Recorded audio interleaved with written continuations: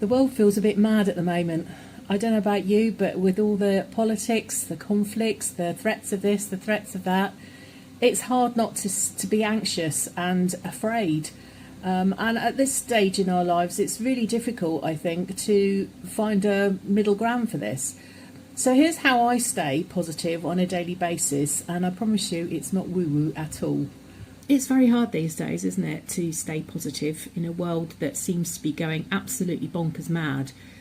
I mean, as Katie says, it's batshit bonkers Britain at the moment with the politics, the conflicts in the world, the threats of this, the threats of that. And it's so difficult, I think, especially as you get older, to try and isolate yourself from the negativity, or at least to try and deal with it. In my personal opinion, is that we need to step away from listening to all the jargon that they throw at us.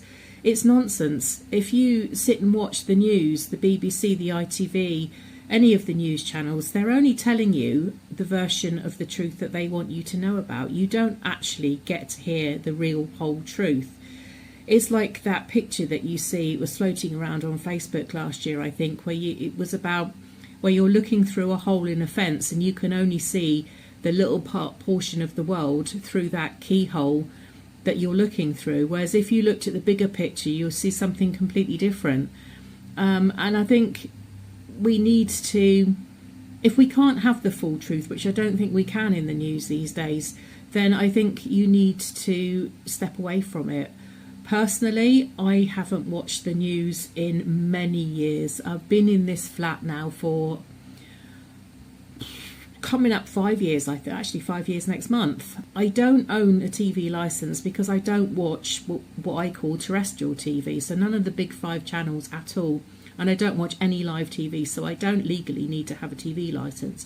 And that means that I don't watch any news programmes whatsoever.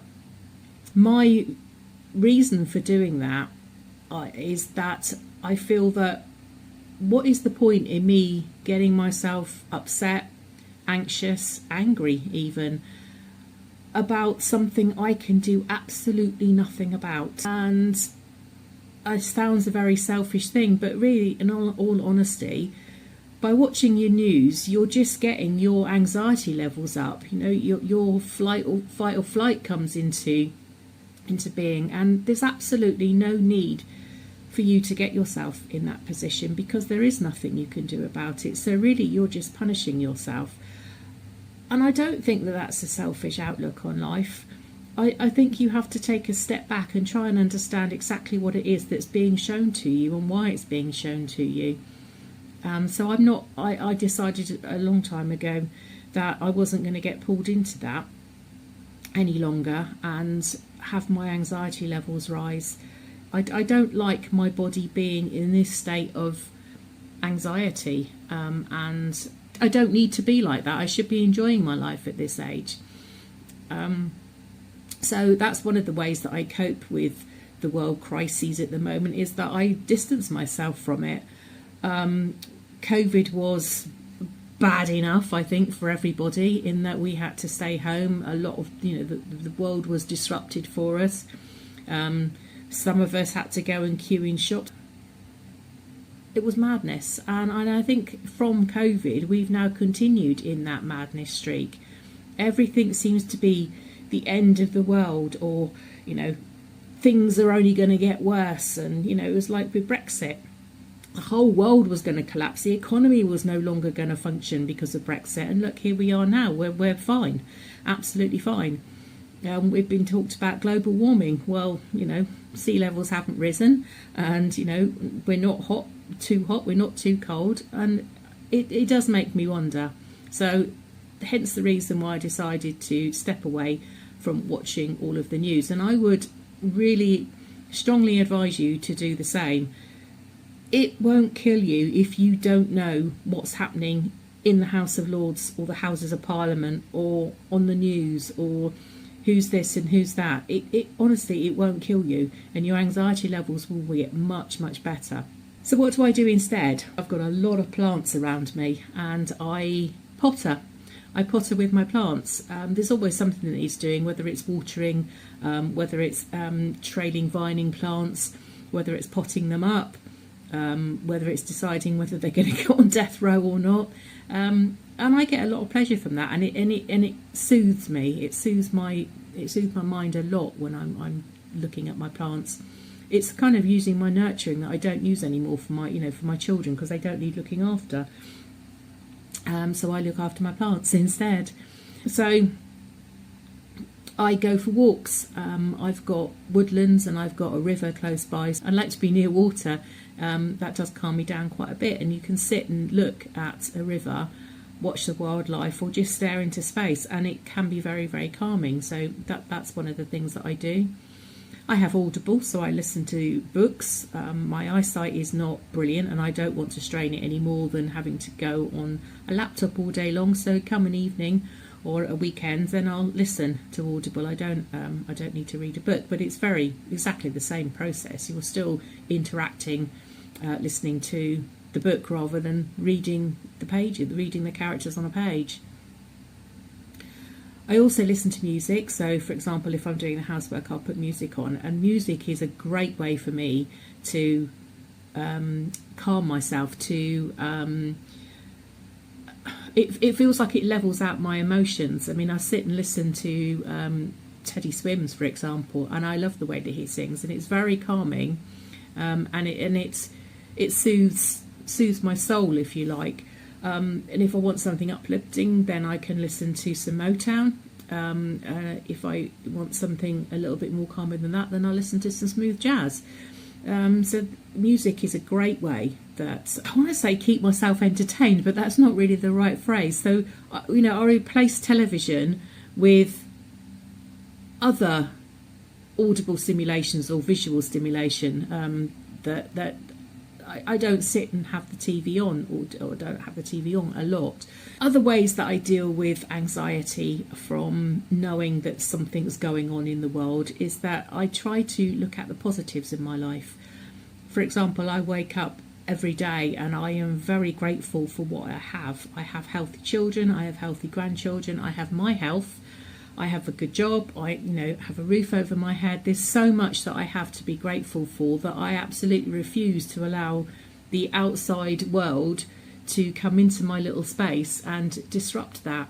I've spent a lot of time and effort making my world peaceful and the way I want it. So I am not going to get my anxiety levels up by allowing outside pressure to infiltrate into my little world, my little bubble. So I'm really grateful for the things that I can change, for the things that are within my control. And I think a secret to happiness is only trying to let things that you control into your life, because if you can't control them, then they're going to cause you a lot more anxiety, and you don't need that in your life, especially in your your 60s. You don't need that in your later years at all. So how else do I cope? So I am one of those people that likes to bring some joy to people. So just a very simple example is if I am out for a walk and I pass people then I will smile at them, and say hello or good afternoon or something like that. Smiling at people makes you feel better, and it can make the other people feel better. You don't know if you're passing somebody without smiling at them, but just your smile and a brief hello could have made their day. They might have been having a really, really bad day, and just by you acknowledging them and smiling at them could make their day, and that's quite an important thing to remember. And I think if you can do something for somebody as well, like giving, it can help you, as I think that gives you a feeling of peace. It can give you a feeling of achievement sometimes as well, especially if somebody's appreciated what you've done, unexpected or scheduled. I mean, it makes no difference really, but I think helping other people is definitely a way that I feel less anxious and happier about my life.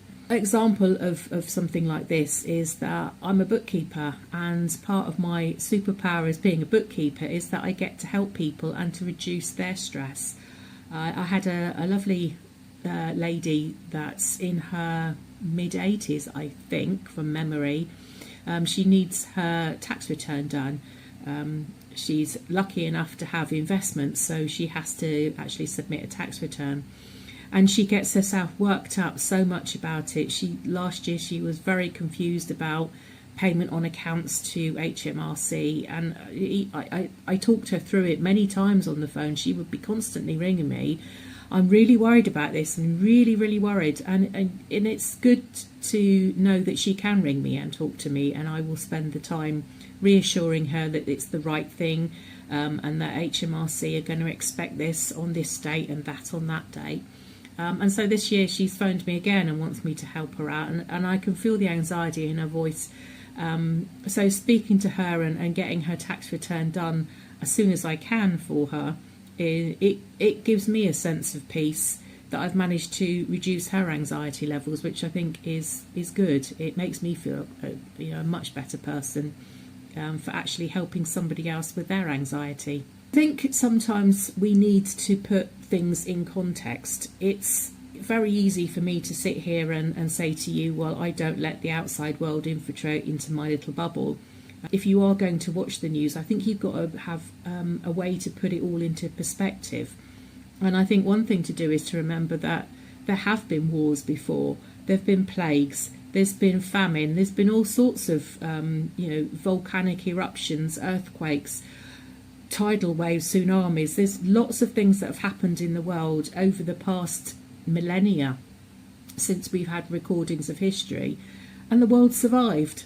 Okay, yes, people died, and I'm not by any means trying to belittle that or suggest that we don't acknowledge it or mourn for the people that have lost their lives, because I think we need to. But I think putting it into context, we have it all thrown at us all the time. So I think we need to remember that this has happened before, and it will probably happen again in the future. So there's no good sitting here trying to find, get yourself in a mental pickle, trying to find a solution to something that you have absolutely no control about and you can do nothing. And I think as I'm recording this, I'm starting to worry that I'm going to come across as sounding callous and hard, and I'm not. I have a very, very soft heart, and I watched some of these adverts in the past and they brought me to tears, but there is absolutely nothing that I can do about it. So I also try to remember that the sun still rises in the morning and the sun still sets in the evening, and life is going on. If I can't help somebody in Africa or India, the hungry children, the medical conditions that there are no cure for that make my heart bleed, I can't do anything about any of that at all. No matter how hard I try, no matter how much I worry, no matter how much how much sleep I lose over it, thinking about it, I can't change that. So, from a human being's point of view, I have to stop myself from getting too involved in the issue that I'm seeing in front of me. There'd be absolutely no point in me getting myself to a state of depression where I'm then needing help from other people. So I try not to. I try and think of the good things in life, and I try and see the beauty in nature. And in my world, that's what I am left with. On the days where I get myself into a morose or a morbid state of mind, and I feel like I am spiralling down into the depths of, not exactly depression, but down into the depths of feeling really, really blue, the way that I deal with it is to change my environment. So if, for example, I watch something and it's made me feel quite unhappy, or it's made me feel sorry for somebody, or it's made me feel bad inside, and I've got this little bunched up section of my gut that is really, really upset, then I will change my environment, which means that I walk out my front door and I go for a walk. There's so much beautiful countryside around me that I go out and I just look about the things that are living around me, the trees, the grass, the flowers, the blooms, the animals, the insects. I feel, and again, I really don't want to sound as if I'm coming across as very hard-hearted, because I certainly am not.